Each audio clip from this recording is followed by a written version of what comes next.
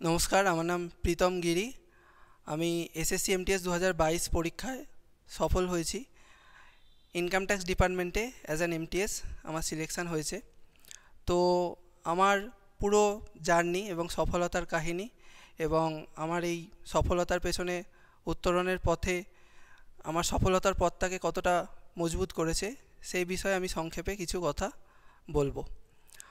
তো প্রথমে আমি যদি এডুকেশনাল ব্যাকগ্রাউন্ড বলি, আমি বরাবরই খুব অ্যাভারেজ স্টুডেন্ট ছিলাম, খুব একটা টপার ছিলাম না কোনো দিনই। 2018 সালে আমি বিএসসি পাস করি। বিএসসি পাস করার পর 2019 সালে আমি এখানে ভর্তি হই উত্তরণের পথেতে।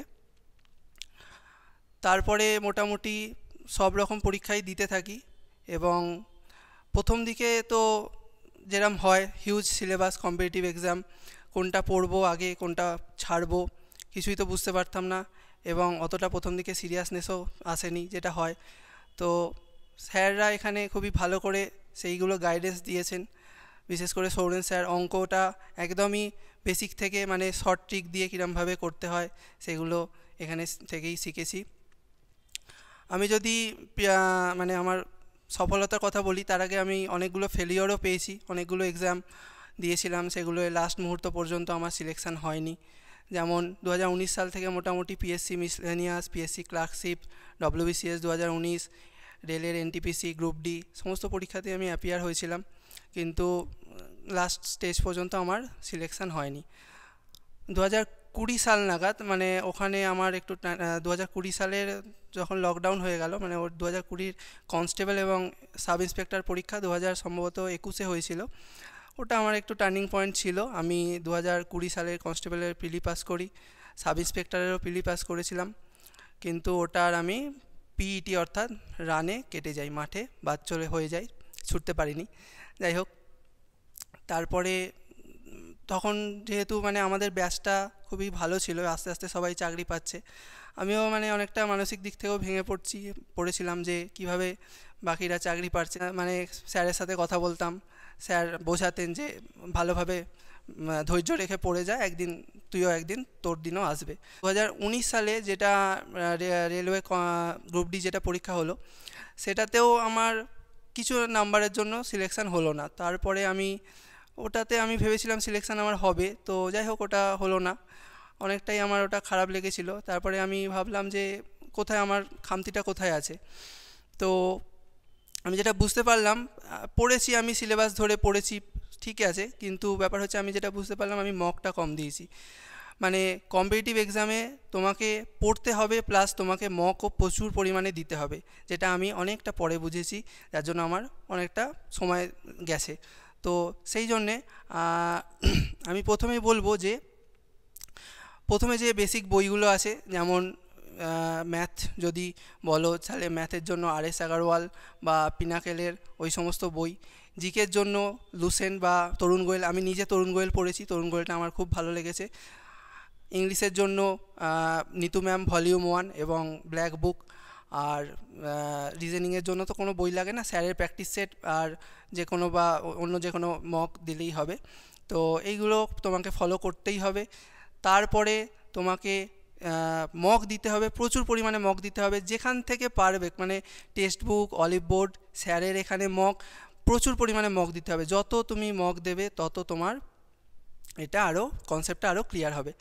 তো আমি বাড়িতে টিউশনও পড়াতাম, সেই জন্য আমার সায়েন্স গ্রুপটা টিউশন পড়াতাম, ম্যাথ, ফিজিক্যাল সায়েন্স আর লাইফ সায়েন্স। সেই জন্য আমার সায়েন্স পোর্শনটা অতটা পড়তে হয়নি। ইতিহাস ভূগোলগুলো আমি তরুণ গোয়েল বা এই সমস্ত বই থেকে পড়েছি। আর স্যার যে মানে এখানে জিকের যে নোটগুলো লেখান, ওই নোটগুলো কিন্তু প্রপার রিভিশনের জন্য কাজে লাগে, কিন্তু তোমাকে সিলেবাস ধরে কিন্তু প্রচুর, মানে বেসিক বই তোমাকে কিন্তু পড়তে হবে সিলেবাস ধরে।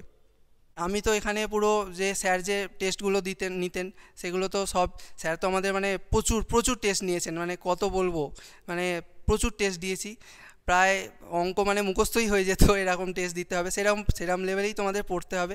এখন যা কম্পিটিশান, না হলে কিন্তু পারা যাবে না। 2023-এর জানুয়ারি মাসে এটা সম্ভবত নোটিফিকেশানটা বেরিয়েছিল। আমি অ্যাপিয়ার হয়েছিলাম, মানে ফর্ম ফিল আপ করে। তখন আমার জিকে নোটগুলো, মানে জিকে ইংলিশ বা এই পার্টগুলো মোটামুটি রেডিই ছিল। খালি আমি বেশি বেশি করে মক দিতাম, প্রচুর প্রচুর মক দিয়েছি যেখান থেকে পেরেছি। স্যারের এখানে mock, text book, olive board, যেখান থেকে পেরেছি। প্রিভিয়াস ইয়ার পুরো ঘেটে খেয়ে ফেলতে হবে, কিছু করার নেই। আর মানে একটা কথা তোমাকে ভাবতে হবে কি, মানে তোমার কম্পিটিটররা কিন্তু পড়ছে, সুতরাং তোমাকে তাদের সমান তো পড়তে হবে, তাদের থেকে বেশিই পড়তে হবে। তোমার কম্পিটিটররা যা পড়ছে তোমাকে তাদের থেকে বেশি পড়তে হবে, নাহলে তুমি কিন্তু পিছিয়ে যাবে। আর তো এরমভাবে এবার ওটা আমাদের মে মাসে পরীক্ষা হয়েছিল। মে মাসের 2 তারিখে আমাদের ছিল ফার্স্ট ডে, সেকেন্ড শিফট ছিল। তো যাই হোক, পরীক্ষা আমার ভালোই হয়েছিল। আর আমার একটা আশা ছিলই যে পরীক্ষাটা ভালো দিয়েছি, দেখা যাক কী হয়। তো যাই হোক, আমার সম্ভবত 18ই অক্টোবর রেজাল্ট বেরোলো, ফাইনাল রেজাল্ট। তো সফল হলাম আমি, জীবনের প্রথম সরকারি চাকরি বা প্রথম সফলতা। এরপরেও বিভিন্ন এক্সাম যেগুলো আছে, সিজিএল বা স্টেটের মিসলেনিয়াস, ডব্লিউবিসিএস, এগুলো আমি চেষ্টা করছি আরও যাতে বেটার পাই। তবে প্রথম চাকরিটা অলওয়েজ একটা স্পেশাল হয়। আমি নতুন যারা অ্যাসপিরেন্ট আছো তাদের জন্য বলবো যে তোমরা অবশ্যই প্রথমে সিলেবাসটা কমপ্লিট করো স্টেপ বাই স্টেপ। স্যার গাইডেন্সে থাকো, যা কিছু বুঝতে পারবে না অবশ্যই স্যারকে জিজ্ঞাসা করো।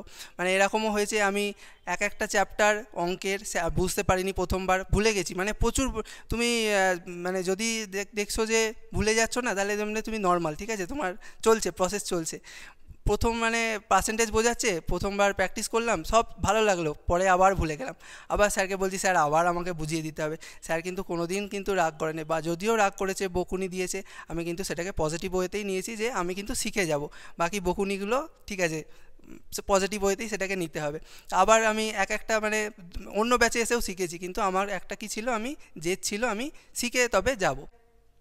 তো তোমরা এরকম সিলেবাস শেষ করো প্রথমে। সিলেবাস শেষ করার পর এবং বলবো যে মোটামুটি 50% সিলেবাস যখনই শেষ হবে না, তখন থেকেই তোমরা মকটা দিতে শুরু করো। কেন কি, প্রথমে যদি মকটা দাও তাহলে কিন্তু তোমাদের অতটা কনসেপ্ট ক্লিয়ার থাকবে না, অতটা নাম্বার উঠবে না। মোটামুটি 50% সিলেবাস শেষ হওয়ার পর তোমরা মকটা দিতে পারো।